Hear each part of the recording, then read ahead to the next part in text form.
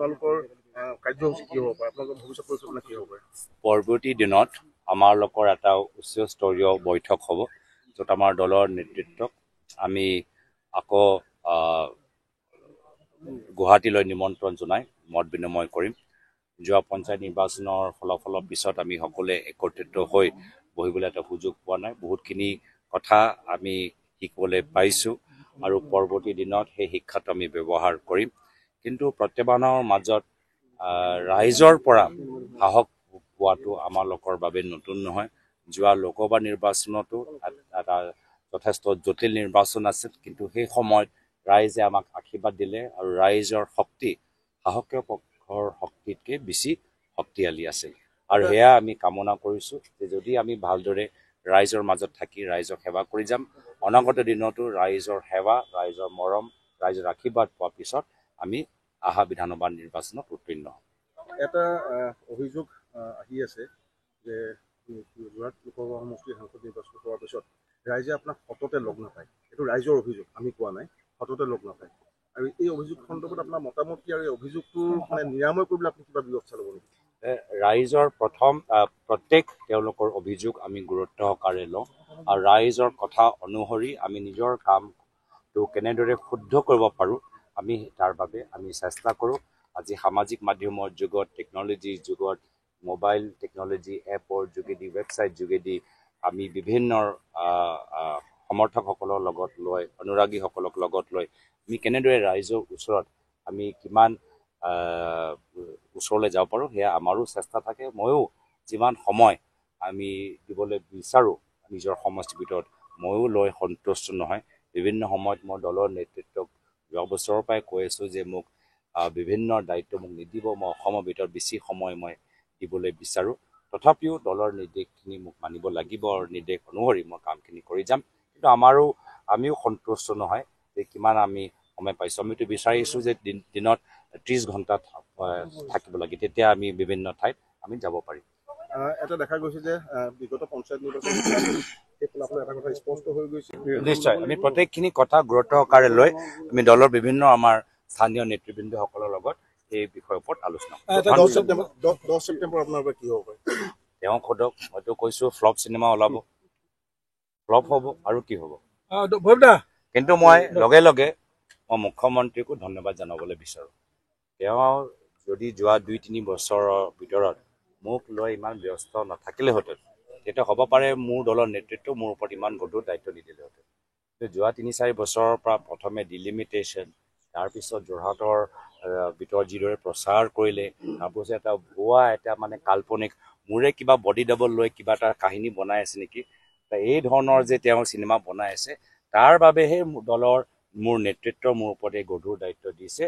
মুখ্যমন্ত্ৰী মহোদয়ক মোৰ আন্তৰিক মৰম, শ্ৰদ্ধা আৰু কৃতজ্ঞতা জ্ঞাপন কৰিছোঁ। এটা গুৰুত্বপূৰ্ণ আপুনি যিখন ঠাইত আজি আহি পেলাই পিয়লি ফুকনৰ তাত শ্ৰদ্ধা জনালে, 1 মিনিট তহন মনত থাক। এই পিয়লি ফুকন 1830 চনৰ 24 ছেপ্টেম্বৰত তেওঁক ফাঁচি দিয়া হৈছিল। কিন্তু ভাৰতৰ যদি প্ৰথমগৰাকী স্বাধীনতা আচলতে শ্বহীদ বুলি কোৱা হয়, মংগল পাণ্ডেক কোৱা হয়। তেওঁক 1857 চনৰ 8 এপ্ৰিলত দিয়া হৈছে। আমাৰ আগতে ছেকেণ্ডাৰী চ'ৰ্চ হিষ্ট্ৰী আছিল, কিন্তু প্ৰাইমেৰী চ'ৰ্চ ইংৰাজৰ ডাটাবিলাক আমাৰ হাতত নাছিল। কিন্তু মই নেশ্যনেল আৰ্কাইভ অফ ইণ্ডিয়া বা ব্ৰিটিছ আৰ্কাইভৰ পৰা গোটেই ডাটাখিনি আনিলোঁ। তেওঁ ফাঁচীৰ অৰ্ডাৰৰ পৰা আদি কৰি ট্ৰায়েলৰ অৰ্ডাৰলৈকে আছে।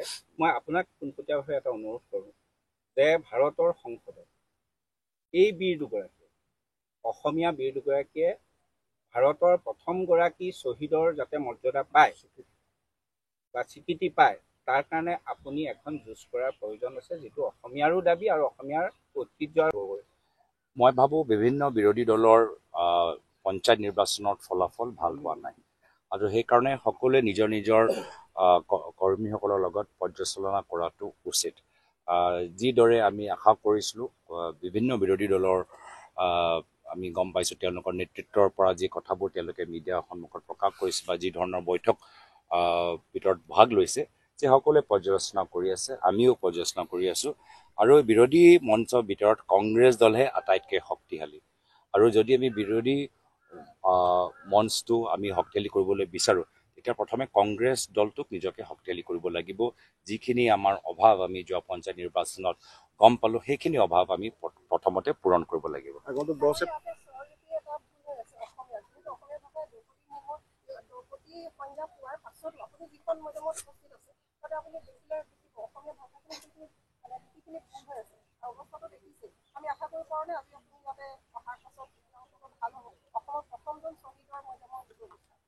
নাই, আমি বিভিন্ন ঠাইত আমি দেখা পাইছোঁ, খালি ইয়াত নহয়।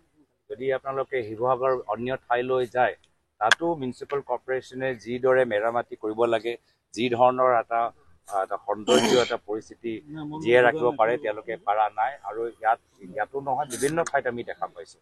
তো আমি বিচাৰোঁ যে বাহিৰৰ পৰ্যটকসকল ইয়াত আহক, আমি বিচাৰোঁ আন্তঃৰাষ্ট্ৰীয় পৰ্যটকসকল আহক। কিন্তু আমি কি দেখাবলৈ বিচাৰোঁ যে আমি আজি ইয়াত শ্বহীদ পিয়লি ফুকনৰ আজি এই পাৰ্কটো আমি ভালকৈ ৰাখিব পৰা নাই। আজি কি দেখাবলৈ বিচাৰোঁ আমি যে আমি এটা ঘাঁহটো আমি সময়মতে কাটিব নোৱাৰোঁ। এইটোৱে হ'ল চৰকাৰৰ ব্যৰ্থতা।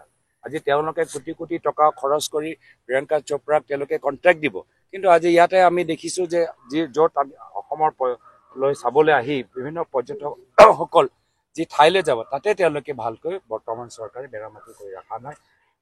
এই ক্ষেত্ৰত নিশ্চয় আমি পৰৱৰ্তী দিনত ইয়াত সিদ্ধান্ত ল'ম। মই প্ৰথমতে উত্তৰ পূৰ্বাঞ্চলৰ এজন প্ৰতিনিধি হিচাপে দিল্লীত কেন্দ্ৰীয় চৰকাৰৰ সন্মুখত সদায় আমাৰ উত্তৰ পূৰ্বাঞ্চলৰ যে ইতিহাস, স্বাধীনতা সংগ্ৰামৰ যে আমাৰ গুৰুত্বপূৰ্ণ ভূমিকা, উত্তৰ পূৰ্বাঞ্চলৰ ভিতৰত বিভিন্ন ৰাজ্যত যে আমাৰ শ্বহীদ দেশপ্ৰেমী আমাৰ নাগৰিক আছে, এইখিনি কথা বাৰম্বাৰ মই উত্থাপন কৰিছোঁ যে কিতাপৰ ভিতৰত, শিক্ষাৰ কিতাপৰ ভিতৰত, কাৰিকুলামৰ ভিতৰত বহুতখিনি সাল সলনি কৰিবলগীয়া আছে। এতিয়াও আমাৰ ল'ৰা ছোৱালীবোৰ যেতিয়া দিল্লীলৈ যায়, তেওঁলোকক বাহিৰৰ চাইনাৰ পৰা অহা তেনেদৰে তেওঁলোকক তিৰস্কাৰ কৰা যায়। আৰু সেইকাৰণে অলপ দিন আগতে মই প্ৰধানমন্ত্ৰী মোদী ডাঙৰীয়া এটা বাৰ্তাকো মই অলপ সমালোচনাহে কৰিলোঁ, যিহেতু তেওঁ চাইনা সম্পৰ্কত কথা কোৱাতকৈ চাইনিজ মানুহৰ চকু কেনেদৰে তাৰ ওপৰত তেওঁ হাঁহি মুখেৰে কথাবোৰ পাতি আছিলে। কিন্তু মই তেওঁক অৱগত কৰালোঁ যে একেহে চকুৰ ওপৰত আমাৰ ল'ৰা ছোৱালীবোৰ যেতিয়া দিল্লীলৈ যায়, তেওঁলোকৰ চকুৰ শ্বেপ, চকুৰ ধাৰণাৰ ওপৰত তেওঁলোকক তিৰস্কাৰ কৰা যায়। তো উত্তৰ পূৰ্বাঞ্চলৰ যথেষ্ট আমাৰ যুৱক সমাজসকলে ভাবে যে কি হ'ল, আমাৰ ভাৰতৰ অন্য ৰাজ্যৰ ল'ৰা ছোৱালীবোৰ আমাক চিনি নাপায় নেকি, গম নাপায় নেকি যে উত্তৰ পূৰ্বাঞ্চল, অসম, ছিক্কিম আমাৰ ভাৰতৰ এটা অংশ, কিয় এনেকুৱা আজি তেওঁলোকক ব্যৱহাৰ কৰা গৈছে। এই ক্ষেত্ৰত বাৰম্বাৰ মই দাবী জনাইছোঁ। আৰু লগে লগে আমাৰ অসমৰ ভিতৰত আপোনালোকৰ কোৱাৰ দৰে যে আমাৰ স্বাধীনতা সংগ্ৰামত বা তাৰ পূৰ্বে ব্ৰিটিছৰ বিৰুদ্ধে আমি যিদৰে ইতিহাসত সংগ্ৰাম কৰিছোঁ, এই ক্ষেত্ৰত বহুত কথা বৰ্তমান চৰকাৰে নাজানে, তেওঁলোকে জানিবলৈ নিবিচাৰে। আৰু এই হেঁচাটো আগন্তুক দিনত দিয়াটো প্ৰয়োজন আছে। যোৰহাট হৈ শিৱসাগৰ জিলাত প্ৰৱেশ কৰিলোঁ আৰু আজি শিৱসাগৰ সদৰত জ্যেষ্ঠ নাগৰিকসকলৰ লগত আমি আলোচনা কৰিলোঁ, আশীৰ্বাদ ল'লোঁ। জ্যেষ্ঠ নাগৰিকৰ প্ৰদেশ কংগ্ৰেছৰ সভাপতিয়ে নতুন দায়িত্ব ল'লে সকলোৰে আশীৰ্বাদ লাগিব। জ্যেষ্ঠ নাগৰিকৰ আশীৰ্বাদৰ পিছত আমাৰ ইতিহাসত 1830 চনত যি শ্বহীদ হৈছিল আমাৰ, সেই শ্বহীদৰ ইয়াতে যি প্ৰতিমূৰ্তি আছে শিৱসাগৰ কেন্দ্ৰীয় কাৰাগাৰ চৌহদত পিয়লি ফুকনৰ, তাতো আমি এতিয়া শ্ৰদ্ধাঞ্জলি জনালোঁ। আৰু এতিয়া আমাৰ সকলো ক্ষেত্ৰতে আমাক নেদেখাজনৰো আশীৰ্বাদ লাগে। এতিয়া আমি শিৱদৌললৈ যাম। শিৱদৌলত সেৱা কৰাৰ পিছত আমাৰ সভাপতিয়ে ৰাইজক লগ পাব, যিসকলে তেখেতক চৰম প্ৰত্যাহ্বানৰ ওপৰত 2024 চনত নিৰ্বাচিত কৰিলে। আমি এতিয়া পুনৰবাৰ 26 চনৰ নিৰ্বাচনৰ কাৰণে জনগণৰ আশীৰ্বাদ বিচাৰিম। আৰু আজি শিৱসাগৰত এই যাত্ৰা আৰম্ভ কৰিব আমাৰ প্ৰদেশ কংগ্ৰেছৰ সভাপতিয়ে।